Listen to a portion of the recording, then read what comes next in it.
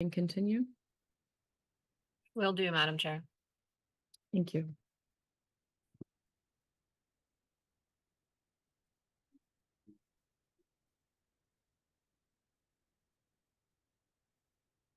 Madam Chair, we have a quorum. We can continue.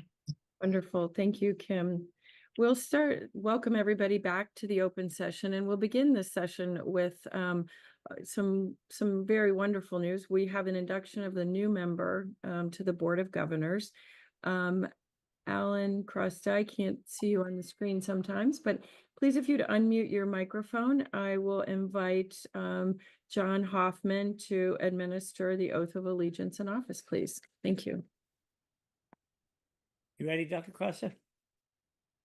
I hear you. Okay. I, Alan M. Crosta Jr., I, Alan M. Crosta Jr., do solemnly swear do solemnly swear that I will support the Constitution of the United States that I will support the Constitution of the United States and the Constitution of the State of New Jersey, and the Constitution of the State of New Jersey, that I will bear true faith and allegiance to the same that I will bear true faith and allegiance to the same, and to the governments established in and to the governments established in the United States and in this state, the United States and in this state, under the authority of the people, under the authority of the people, and that I will faithfully, and that I will faithfully, impartially, impartially, and justly perform and justly perform all the duties of the office all the duties of the office of member of the Board of Governors of member of the Board of Governors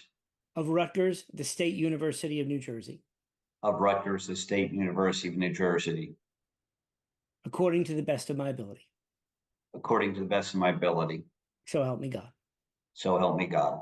Congratulations, Doctor. Thank you. Congratulations and welcome.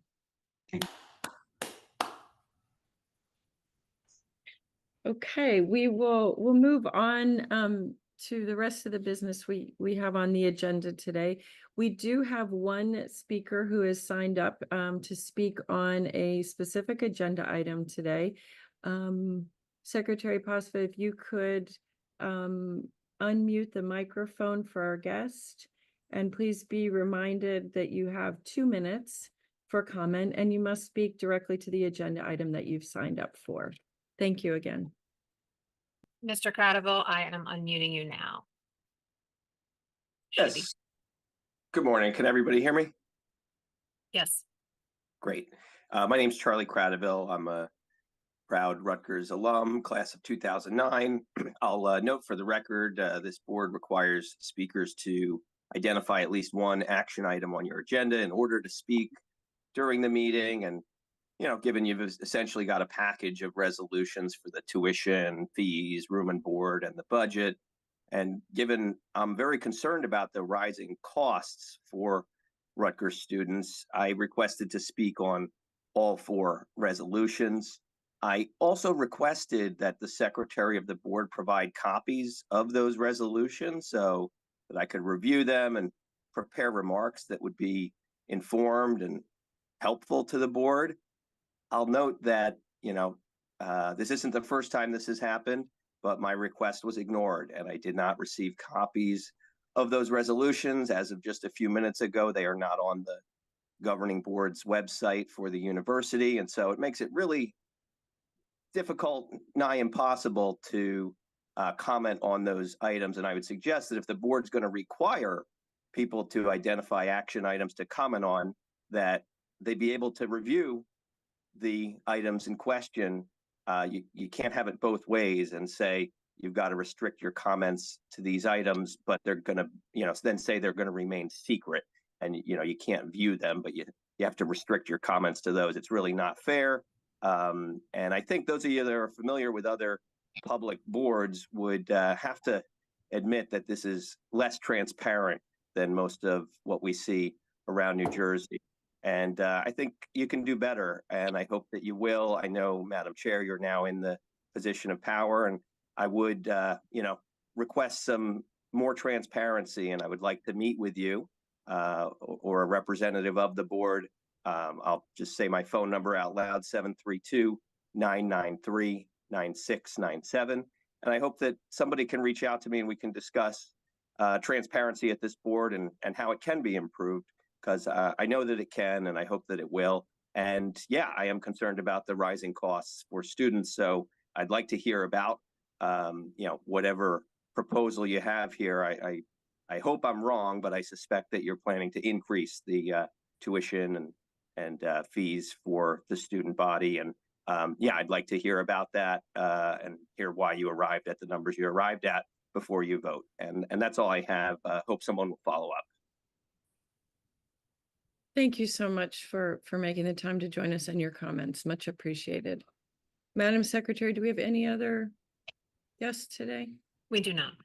Wonderful. Thank you. Then we will continue on with the business on the agenda today. We'll move into the report from the Committee on Finance and Facilities, and I will hand it over to our Vice Chairman and Chair of the Finance and Facilities Committee, Mr. Lal. Thank you. Thank you, Madam Chair. The Board of Governors Committee on Finance and Facilities plays a crucial role in the university's annual budget process. The proposed budget was presented in detail by the university administration and discussed by the committee at its meeting immediately preceding this one. Committee members probed the budget assumptions to understand and subsequently endorse the proposed budget, as well as the administration's recommendations for tuition, mandatory fees, and room and board rates for the upcoming academic year. Mr. David Moore, Vice President, Financial Planning and Analysis and Chief Budget Officer, presented for endorsement the proposed resolution to approve the university's consolidated expense budget of $5.6 billion for fiscal year 2024 to 2025.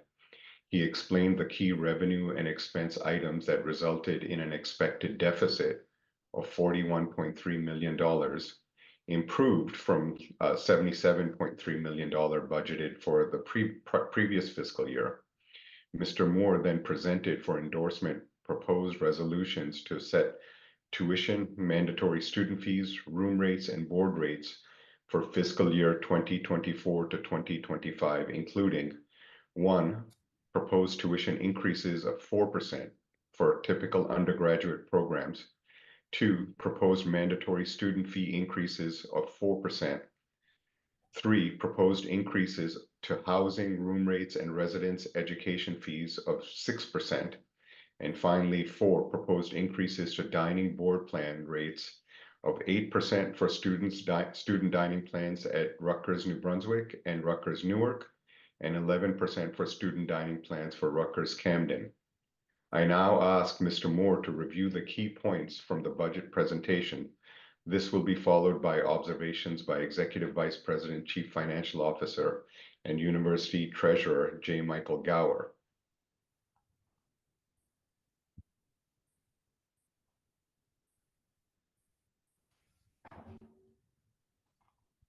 Mr. Moore, do you have the mic? Yes, thank you. Next slide, please.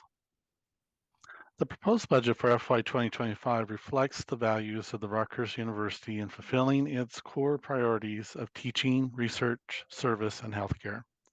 The budget reflects a statement of our priorities and values while taking steps to preserve access and affordability for our students. Next slide. The proposed budget will spend approximately $5.6 billion on the things that are most important to us. In the pie chart, 77% is spent on core missions of student instruction, research, public service, and healthcare. 15% is spent on operations and maintenance for our facilities and support of administration. 5% is spent on auxiliary enterprises, which primarily includes housing, dining, parking operations, and 3% is spent on athletics. Next slide.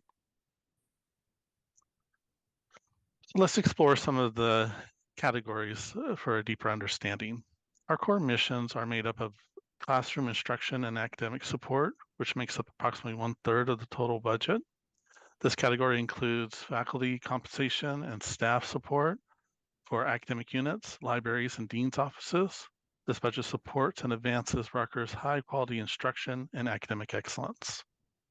Student services, scholarships, financial aid comprises 11% of the budget. This budget preserves and increases investment in student financial aid and scholarship funding while providing critical services for our students.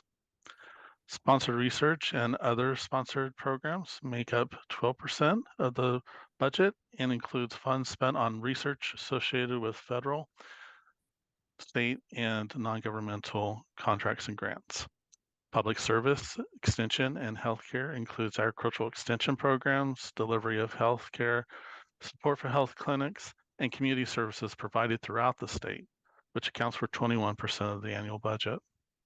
Together, these items represent the core missions of the student instruction, research, public service, and healthcare, and accounts for approximately 77% of the annual budget. Next slide. Rounding out the remaining 23% of the annual budget includes administration operations, which includes support for all of Rutgers facilities, which includes upkeep and utility costs. It also supports central administrative offices as well. This accounts for 15% of the budget. Auxiliary enterprises, which includes housing, dining, as well as parking operations, accounts for approximately 5%. And athletics, which includes the 24 men's and women's Division I sport programs at Rutgers, New Brunswick, accounts for approximately 3% of the annual budget. It is important to note that of this expense base, nearly 3/4 of the athletics budget is supported through funds generated by the athletics program. Next slide. There are a number of upward pressures on costs as the university developed its FY25 financial plan. A few of these include salary increases, as well as rising costs and healthcare premiums and pension contributions. In addition, also to inflation increases in supplies and general operating expenses. Next slide. Let's now turn to where the funds come from. Approximately 27% of our budget or our projected annual revenues come from tuition and fees. The state of New Jersey, through state appropriations to Rutgers, accounts for 21% of the university's total revenues. As you can see, the yellow line on this chart, this represents approximately half of the revenues comes in for state appropriations for unrestricted operating support, which are the funds we can use to support the operations of the university. The other portion is received to cover the cost of fringe benefits for some of our employees. Next category is healthcare and affiliate, including revenue from governmental payers, private insurers, and affiliated government agreements for patient care services, which accounts for approximately 20% of the annual revenue budget. Moving over to sponsor research, this funding includes grants and contracts from federal, state, and non-governmental entities and makes up approximately 15% of the overall revenues. And rounding out the sources of revenues is miscellaneous sources, which includes student, federal, and state financial aid, auxiliary enterprises, athletics, endowment, and investment income, which accounts for 17% of our annual revenues. Next slide. I will now move on to tuition fees and financial aid. Next slide. The proposed budget proposes a 4% increase in tuition and a 4% increase in mandatory fees for most undergraduate and graduate programs. For a typical undergraduate arts and science student who is a New Jersey resident, this amount will equate on average to $274 for tuition and $63 for mandatory student fees per semester. For students choosing to live on campus, room, board, and resident education fees will increase based on the type of room and meal plan that is selected. Next slide.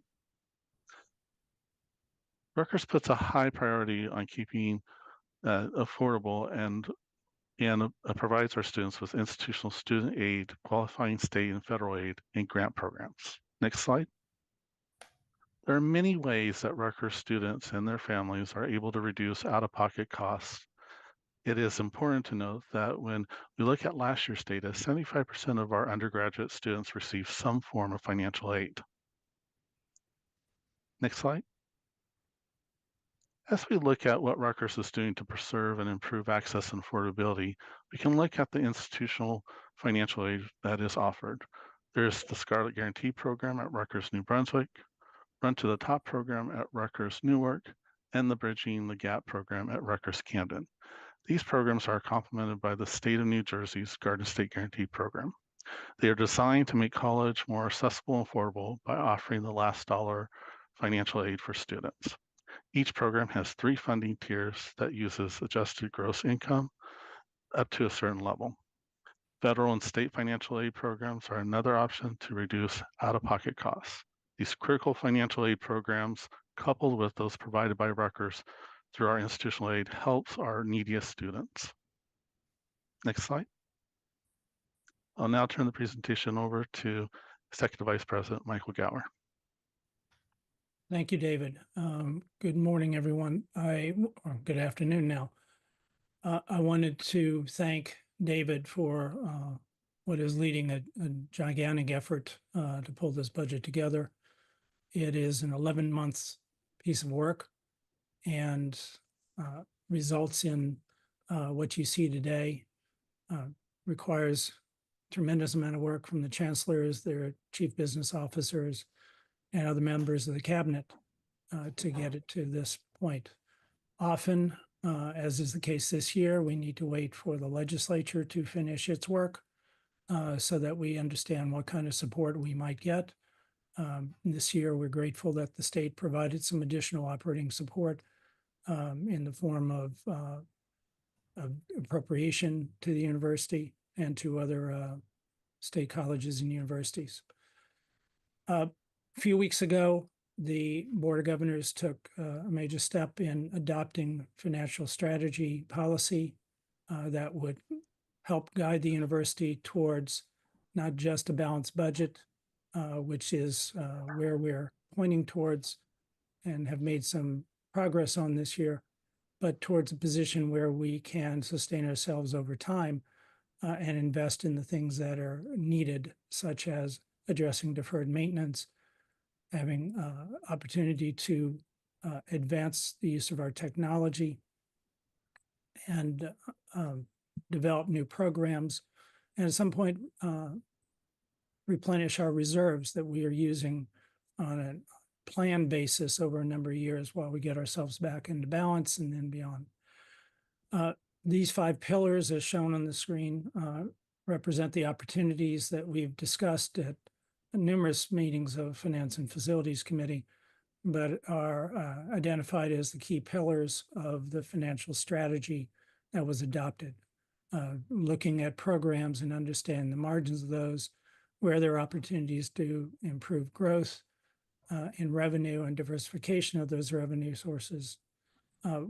Where can we do things on the balance sheet or utilization of our assets, including physical assets that would help to contribute to the university's financial sustainability, efficiency and optimization coupled with operational excellence being the last 2.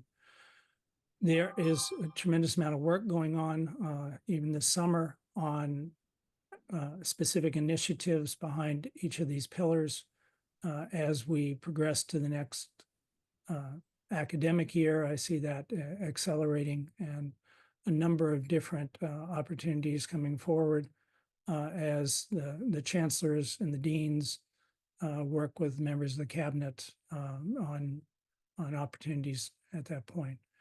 I focus down on the 2 ovals as general themes. We need to do things better and do things differently as we progress towards financial sustainability.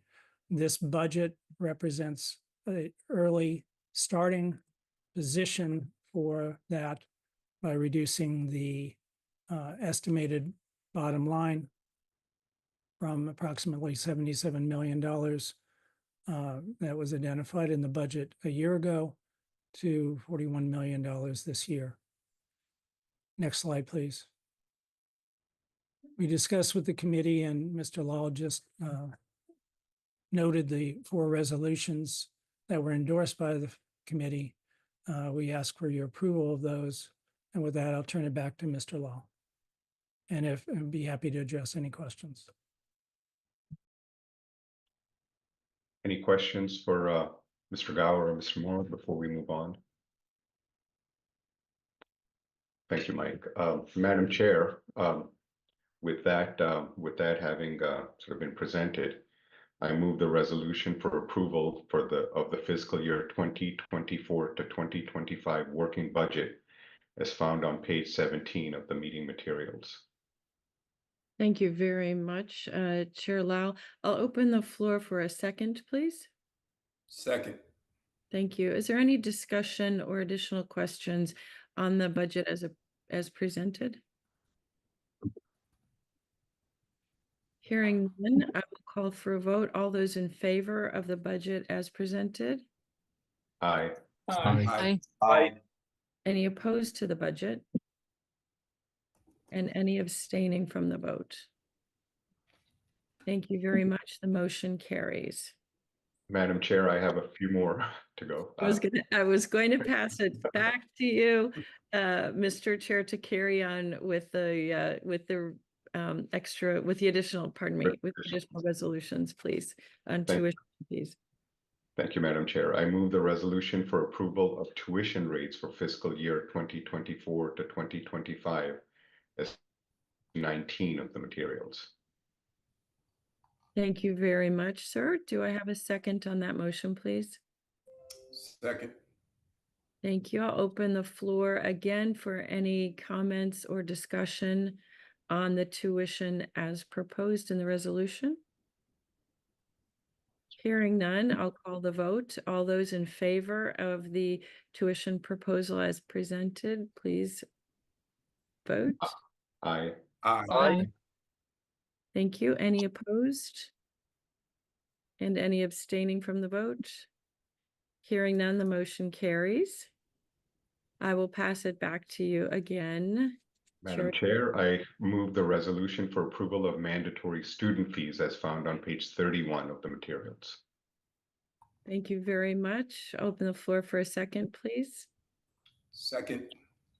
I'll hold the floor open for discussion or questions on the mandatory student fees as presented.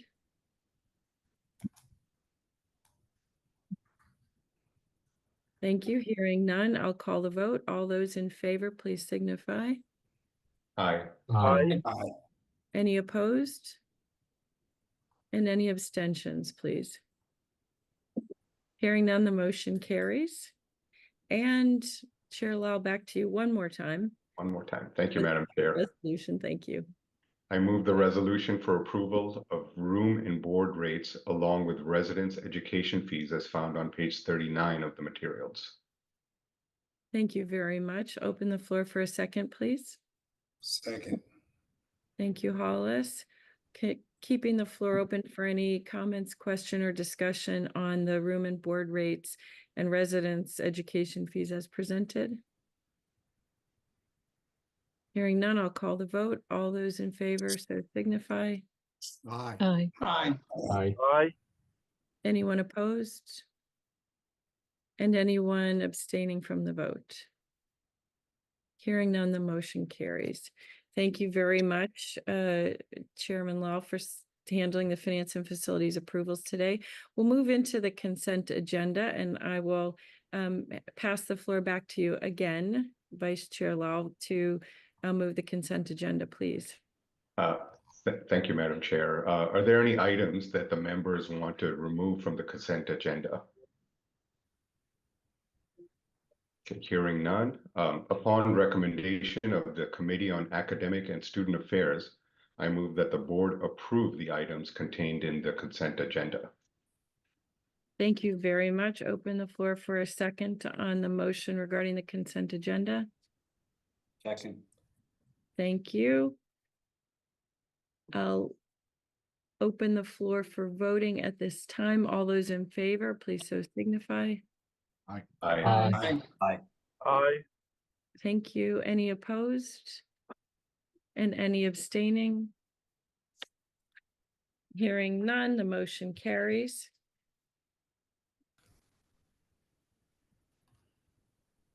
I'll open the floor. Does anybody have any old business to bring before the board? Hearing none. Any new business to bring before the board? Hearing none, I will ask our president if he would like any closing remarks for the meeting today. None at this time. Thank you. Thank you very much, sir. I will now entertain a motion to adjourn. So moved. Motion. Thank you. In a second. Second. Wonderful. All those in favor, please so signify. Aye. Aye. Opposed or abstaining?